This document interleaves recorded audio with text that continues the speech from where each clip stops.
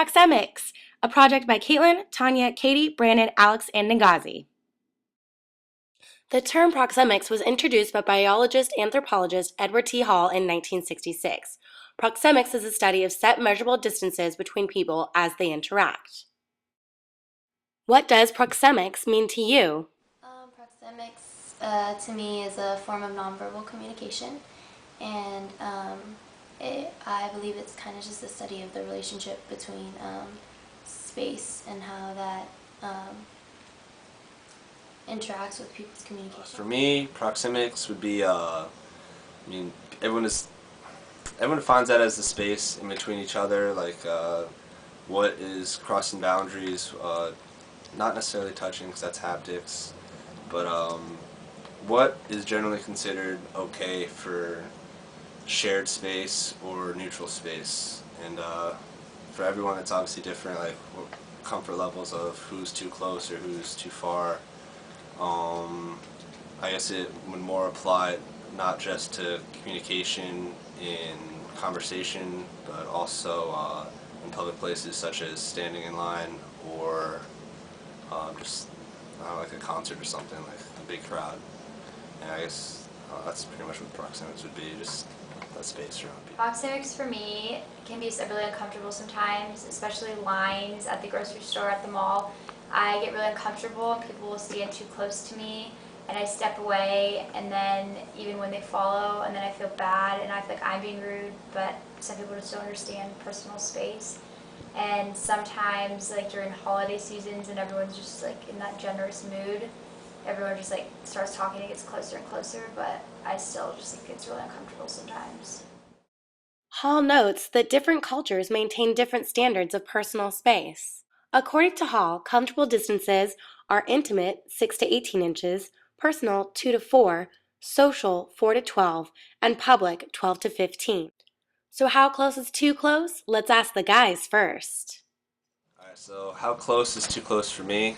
Obviously, someone like my brothers, it's okay to have an arm around or throw a hug in there here, but something that's annoying for me is when people are too close, like when they're talking.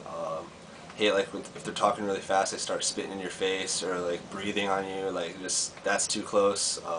Personally, I've always hated it with girls or guys with long hair. They're looking over your shoulder or reading something that you have, and their hair like gets in your face, like in your mouth. Like that pisses me off. Other than that, I guess the closest I would let someone get to me would be like my girlfriend. Obviously you can go as close as she wants, but aside from that, I think that pretty much defines like your own personal space and who's allowed to get close to you.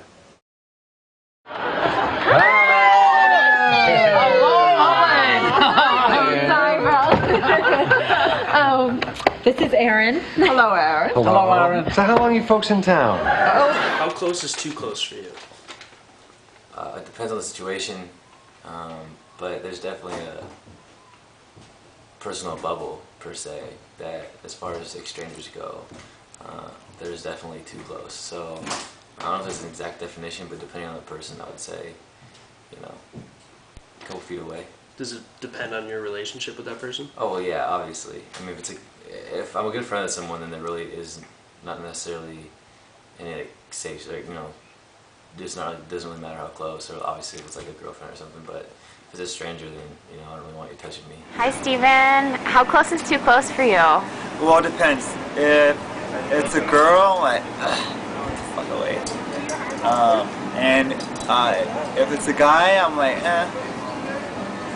there's never too close. But guy or girl, if they smell, get the F away, because I don't like when people smell like BO. It's freaking nasty. So we've heard from the guys, but what about the ladies? As for me, personal space really depends on my relationship with the person and also the culture that I'm surrounded by. With my boyfriend, his space is my space. I really don't care that much. And with my good friends, we're really close and we hug all the time and we joke and we can touch and it's not a big deal. Because I am from Hawaii, I feel like the culture is very different there, and even when you're introduced to someone for the first time, whether you've seen them before, you kind of know them, or they're just a random stranger and it's the first time you see their face. It's a form of respect to give them a hug and to kiss them on the cheek or like touch cheeks and kind of make like a kissing noise. And that's just what we do. So in Hawaii, I feel like things are much closer and relationships are much more intimate, and touching is not that big of a deal because that's just a form of how we introduce each other. That's how we say hi and bye, and in Hawaii it's called aloha, and that's just love. And yeah. Okay, so for me, personal space changes depending on whether it's a stranger, like a classmate, or a friend.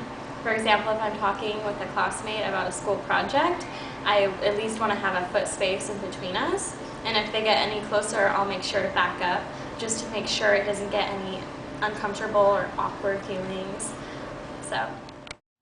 Does alcohol change things?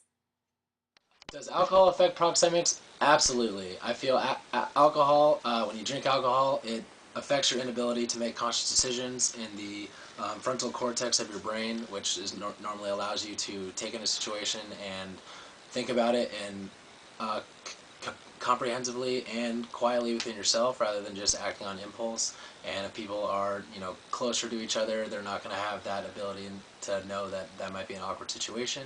So an alcohol definitely limits your ability to realize that, and your ability to know that you're being close to someone or not is completely eliminated because of that. So yes.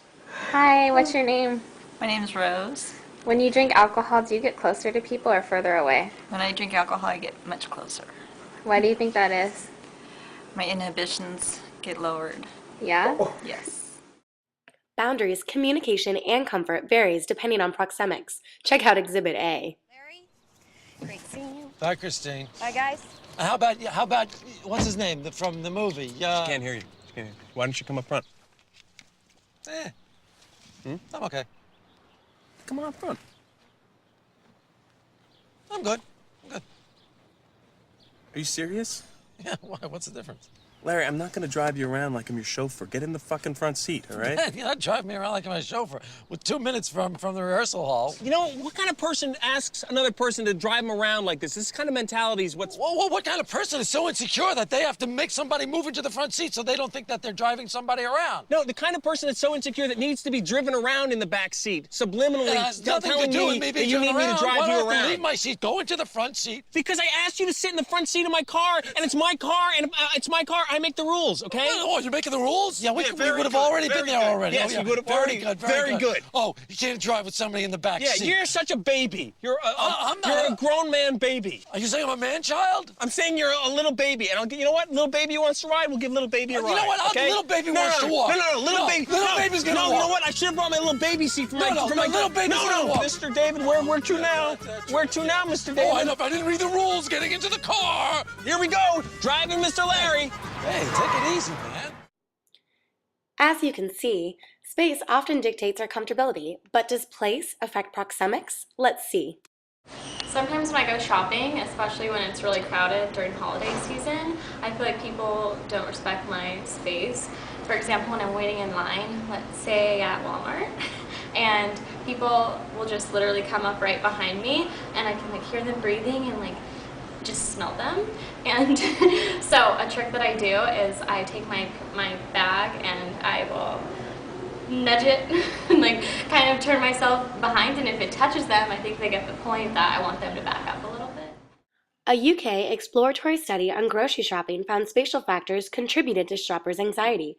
Participants mentioned crowd density, store layout, and location as all contributing factors.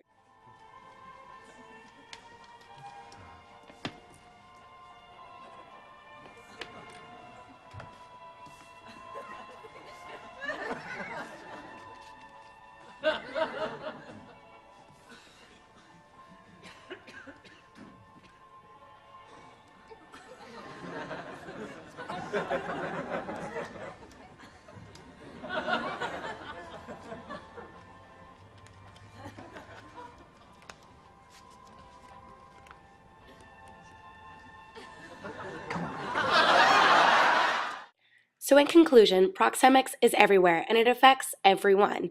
It changes depending on the person and how well you know them, and the location, whether it be a bathroom or a shopping setting. All of these are important factors for proxemics.